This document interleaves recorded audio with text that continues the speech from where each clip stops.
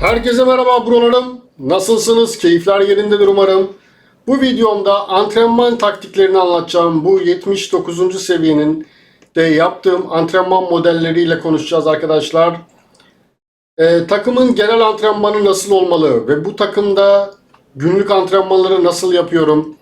Özellikle birçok şeye değineceğim. Bu videoyu can kulağıyla dinlediğinizde beraber çok güzel antrenman modelleri de yapıyor olacağız arkadaşlar. Videomuz başlasın.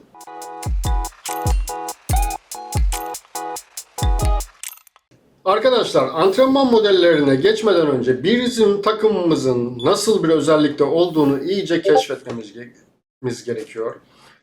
Benim bu antrenman sistemlerinde hem günlük antrenmanda hem de genel antrenmanda özellikle şu verilere çok dikkat ediyorum. Şu anda ben de görünüyorum zaten. Şuradaki fiziksel veriler, ofansif veriler, defansif veriler bunları çok güzel analiz ediyorum arkadaşlar. Sizin de bu şekilde analiz etmeniz gerekiyor. Şöyle hatta analiz etmek gerekiyor. Mesela siz nasıl bir menajersiniz? Daha çok ona ağırlık vermek gerekiyor. Ben mesela defansta özellikle istediğim defansif özellikleri yüksek oyuncular olmalı ve fizikselleri de yüksek olmalı. Antrenman modellerimizi buna göre belirleyeceğiz.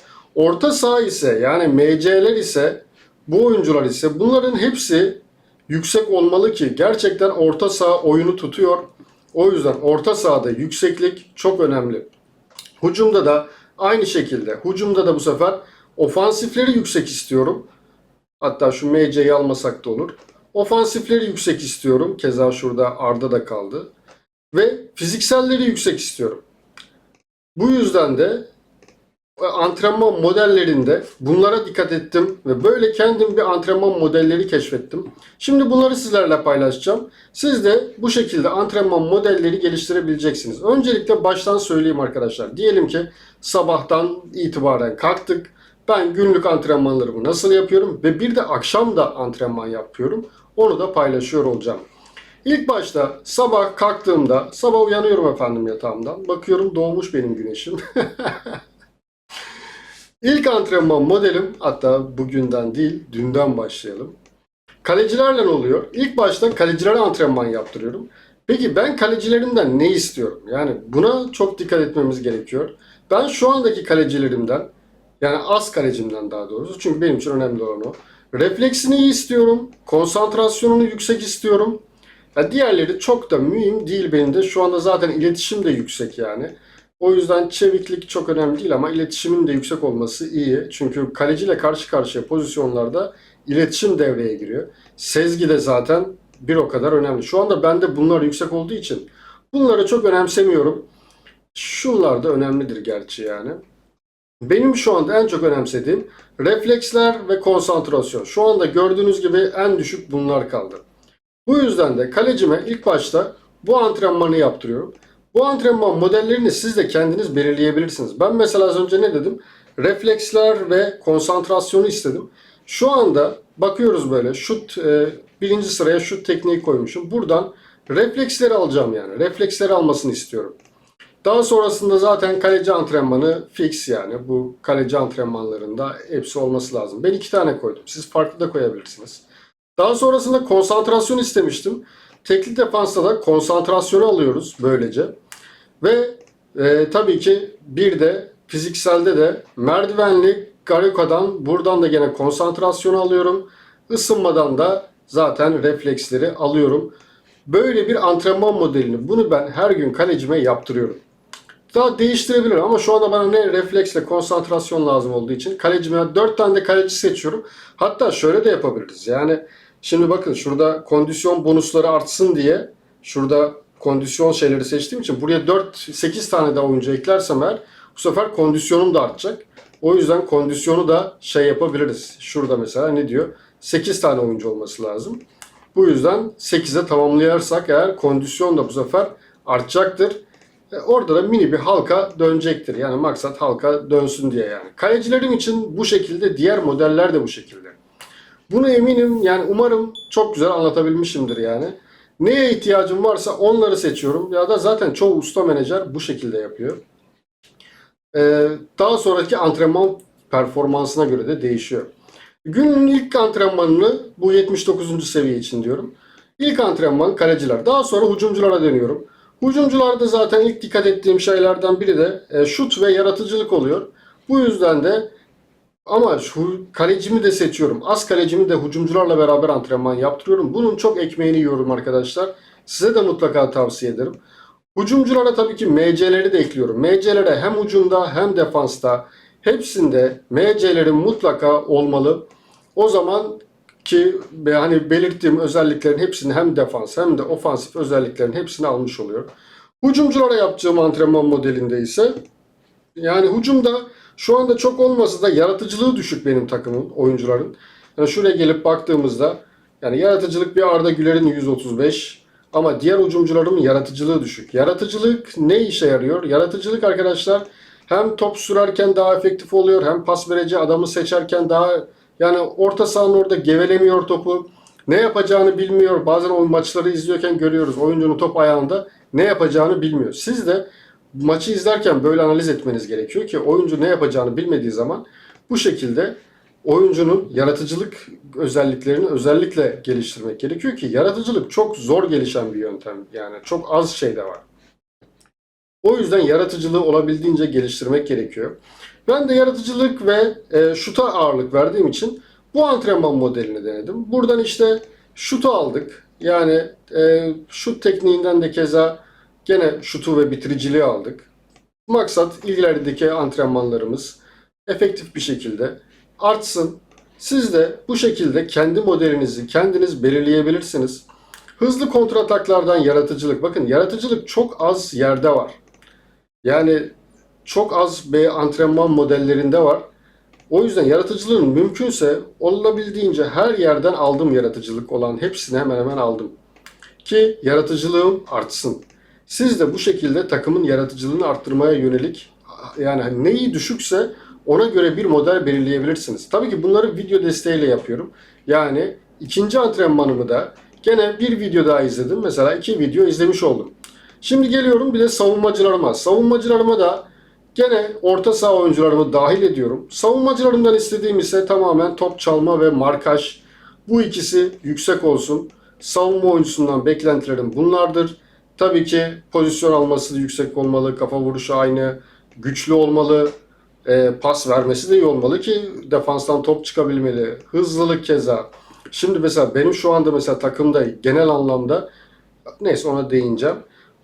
E, Top çalma ve markaja önem veriyorum şu anda. Değiştirebilirim yani. Baktım ki top çalma ve markaj defans oyuncularımda arttı. Bu sefer defans oyuncularıma daha farklı bir antrenman modeli denerim. Defans oyuncularım için bunu yapıyorum. İsterseniz ekran kaydı alabilirsiniz. Gene buradan pozisyon almayı alıyorum video analizinden. Tek defanstan markajı alıyorum. Hücumcuyu durdurdan top çalmayı ve markajı alıyorum. Bu şekilde ortaları savunmadan da keza markajı alıyorum gene. Aynı şekilde top çevirme den ise buradan da pozisyon almayı, top çalmayı alıyorum. Gene savunmada kafanı kullandan da pozisyon almayı bunları gene değiştirebiliyorum. Siz de dikkat edersiniz. Bu 3 antrenmanımı video ile beraber tamamladım. Bu 3 antrenmanı video ile beraber tamamladıktan sonra bu sefer de arkadaşlar geliyorum genel takım antrenmanına. Gene buna da video izlettim. Ne yaptık şimdi? Kalecilere antrenman yaptırdık. Hücumculara yaptırdık. Defans oyuncularımıza yaptırdık. Bir de tüm takım antrenman yaptırmadan önce bir fikstüre geliyorum. Bugün oynayacağım maçlardaki rakipler ne alemde, ne oynuyorlar? Ben bunlara göre bir taktik yapacak mıyım, değiştirecek miyim? Kart kullanmam gerekir mi? Güçlüler mi, zayıflar mı? Ona göre bir model belirliyorum. Bir antrenman modeli belirliyorum ve antrenman modeli de o son antrenmanımı da öyle yapıyorum. Gene bu da ne oluyor bu sefer? Her gün değişik bir antrenman yaptırmış oluyorum. Mesela bugün çok fiziksel olarak güçlenmiş şut tekniği istemişim. Pozisyon almalarını güzel tutmasını istemişim. Gene pozisyon alması video analizinde de var. Yolda kaldı da var. Keza video analizinde yaratıcılık da var. Paslaşmayı ve atletizm oturumuyla da fiziksel güçlerini yüksek seviyede istemişim. Böyle bir son antrenmanını da yaptım ve böyle maça çıktık.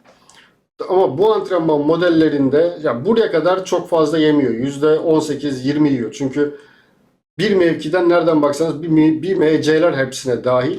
Diğerlerinde bölgesel antrenmanlar olduğu için çok fazla kondisyon bu modelde çok iyi. Yani %20-30 yer gene yani. Ama en çok MC'ler gidiyor. Ve geldik tüm gün maçların bitti. Akşam en son kapanışta veya gün içerisinde tekrar yapmıyorum. Kondisyon yükseldikten sonra yapıyorum yani. Şu anda süper sponsor aldığım için burada %30 hızlı yükseliyor. Bu da ilaç gerçekten arkadaşlar. Bakalım 1000 ile başladım ben bu modele. 1000 yeşille başladım. Bakalım kaçta bitireceğiz bu sezonu. Çünkü bu sezon bu antrenman modellerini sürekli yapacağım. Oyuncunun bu günlük antrenmandı. Bir de gece vakti, yani şurada gördüğünüz gece vakti antrenmanlarım var. Bunlardan neler? Şu mesela gene kalecilere yaptırdığım bir antrenman modeli. Bu sefer 8 oyuncuyu dahil etmişim kondisyon alsın diye. Kalecilerin çünkü az kalecimin özelliğinin artmasını istiyorum ama şu antrenman ise benim için çok önemli olan bir antrenman. Çünkü şurada oyuncularımıza baktığımızda, ben kendi oyuncularıma baktığımda benim oyuncularımın genelde güç ve hızı düşük seviyelerde idi aslında. Ben bayağı bu antrenmanı yaklaşık bir haftadır yaptığım için arttı bayağı. Nereden baksanız günde arkadaşlar %5-10 özellik alıyorlar yani. Keza bu da aynı şekilde. Bu biraz daha genç oyuncu. Kime bakalım? Buraya bakalım. Bak bu da mesela artmış. Ama şu anda mesela benim takımımda dikkatimi çeken gene güç ve hızlı yönelik antrenmanlar yapacağım. Ama şu anda benim için dikkatimi çeken kısım ise artık takımın özellikle defans oyuncularının mesela agresifliği azaldı. Şu agresif kısımlar az kaldı. Artık belki defans oyuncularımda top çalma veya markaj yerine agresiflik kazandıracak antrenman modelleri de deneyebilirim. Siz de bu şekilde takımınızı analiz edip kendinize göre modeller belirleyebilirsiniz. Bu benim takımımın ihtiyacı olan bir model. Agresiflik istiyor. Ne olacak? Antrenmanlardaki agresiflik olanların hepsine basacağız yani. Şurada da keza gördüğümüz gibi yani agresiflik çok az kalmış. Agresiflik olması lazım takımda. Bu da zaten koyu gri.